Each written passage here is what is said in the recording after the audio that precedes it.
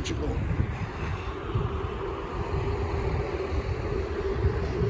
The sun rises over Lisbon upon a new day.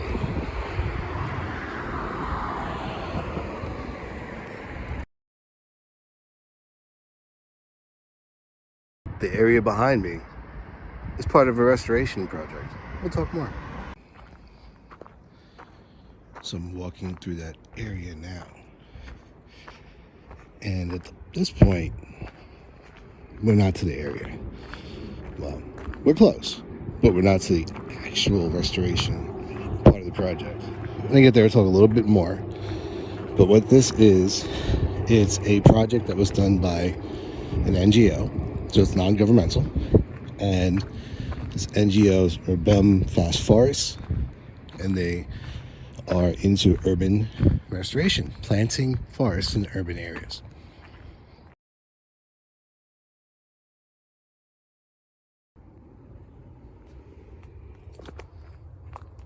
It's actually harder to see from on the ground, and this may or may not be the right area, but it does look like there's a lot of diversity in that one spot. And it's obviously not a very extensive restoration project. They have bigger ones. But what the idea is they're putting up pocket forests. There's another name for pocket forest based upon the person who really developed the concept.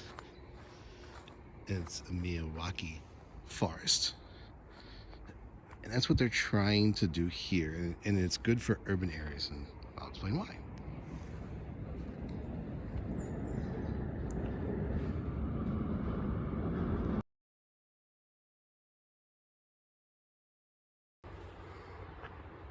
So the whole purpose of a pocket forest is you grow a whole bunch of native plants, but you're growing what we at least sometimes call, or used to call, climax community trees. So you're skipping like the beginnings of succession in an area that needs to be restored.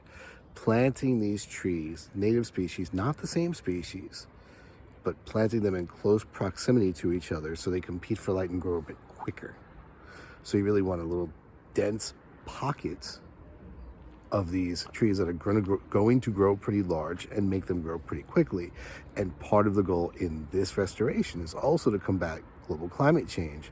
Fast growing tree, that makes sense. Also, since they're native trees, are adapted to these conditions and should take hold pretty well. On that note, I'm going to leave you. Have a wonderful day. This is Lisbon under the train.